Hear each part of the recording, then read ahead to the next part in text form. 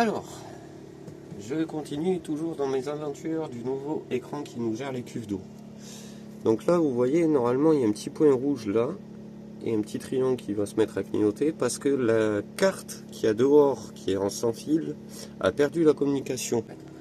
Du coup, là, je l'ai rebranché, comme ça on voit, parce que là, j'ai fait un petit voyant vert qui se met à clignoter. Bon, c'est vraiment succinct, c'est juste pour me confirmer que la carte sans fil reçoit bien les données. Et je me suis rendu compte en plus d'un petit truc, en refaisant toute la programmation, la cuve numéro 2 n'est pas pareille que la cuve numéro 1. Et en gros, ça faisait 1 an, merci de ChatGPT, ça marche pas toujours très bien, que la cuve numéro 2, on croyait qu'elle était à 100%, mais en fait elle était tout le temps qu'à 70 au maximum. Du coup là j'ai tout reprogrammé, je vous montrerai tout à l'heure. Et ça me permet d'avoir des niveaux qui sont ultra précis. Je vais vous montrer la carte qu'il y a dehors, qui nous permet de faire le plein et de nous arrêter au bon moment sans se prendre la tête. Du coup on se retrouve au placard technique. Donc, je ne sais pas si vous avez fait gaffe, mais pour remplir en gros nous c'est par là, mais on peut aussi repomper ici. Ça c'est ma pompe à eau et ça c'est mes 2 cuves. Donc moi en fait j'ai juste à brancher mon tuyau, ouvrir mes vannes et tout se fait tout seul. Et pour savoir où on en est dans les cuves, comme c'était pas spécialement pratique au départ, j'ai fait ce petit écran. Donc c'est l'écran sans fil. Donc quand on remplit, on commence par la cuve numéro 1. Et quand on arrive en 100%, automatiquement, au bout d'un certain temps, à la place des petits traits, il y aura marqué stop pour nous dire de fermer la vanne et de passer sur l'autre cuve. Quand les deux marquent stop, eh bien c'est qu'on a fini de remplir et on sait qu'on a 200 litres de flotte, tranquille. Ah oui, je sais qu'il y en a quelques-uns qui ont été curieux de notre connerie. Donc ça, c'est un pré-filtre 5 microns. À la base, c'est un truc qui sert pour les machines à laver. Mais bon, ça coûte 4 € sur AliExpress et franchement, ça marche très bien. Et pourquoi j'ai ça? Parce qu'en Alsace, actuellement, on n'a pas d'eau. Donc nous, on n'a pas le choix que de pomper. Donc, je pense que vous reconnaissez. Ah, il y a encore de l'eau. Bon. C'est une pompe de camping-car de base, sauf qu'elle est modifiée pour y mettre une batterie Parkside. Et ça marche super bien. Et ça me permet de remplir à peu près en un quart d'heure, 20 minutes, les 200 litres d'eau de baril. Avec une simple batterie. Bon là je vais prendre une douche. Et ça marche très bien. Ça fait plus d'1 an qu'on fait ça et comme on a la filtration UV et tout, aucun problème. On peut prendre de l'eau quasiment partout. Alors bien sûr on ne prend pas dans les trucs vraiment dégueulasses, on essaie de prendre de l'eau claire. Mais ça nous est arrivé le week-end dernier de pomper de la boue, le filtre s'est colmaté, puis voilà, j'ai changé le filtre et c'était reparti. Alors du coup, le programme de l'écran à l'intérieur, c'est tout ce bordel. Il y a un peu... mais en gros, voilà, ce que je vous ai expliqué, ça c'est les niveaux des cuves, donc la cuve 1 et la cuve 2, et vous voyez les valeurs sont pas tout à fait les mêmes. Donc j'ai dû réécrire un peu de code pour faire en sorte que tout se recale correctement. Donc ça c'est la boucle principale, ce qu'il fait en permanence.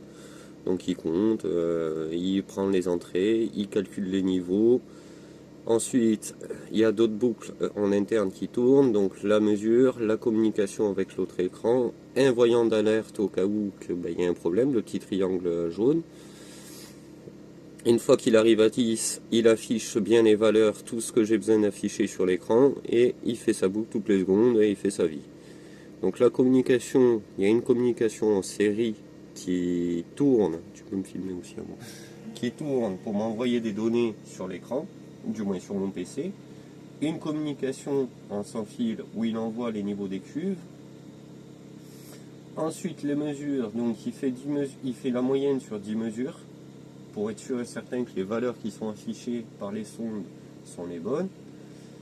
Et les cuves, en fait, j'ai plusieurs états, donc 100, 75, 50 et 25. Donc c'est pour donner un niveau visuel, sachant qu'en dessous de 30%, j'affiche la cuve quasiment vide avec un voyant rouge, du moins en rouge, pour dire ça pue du cul. Ça, c'est madame, elle a bien pris sa douche. Ça, c'est le fond de l'écran. C'est tout ce qui est affiché qui ne bouge jamais sur l'écran, donc le titre, les cadres et tout ça. Et ça c'est l'alarme de la cuve grise. Donc si la cuve grise est trop pleine, j'ai fait une sonde où en gros ça fait un simple contact à travers l'eau et ça m'affiche en rouge un carré rouge avec marqué eau grise tout simplement, et ça s'arrête là, ça va pas plus loin.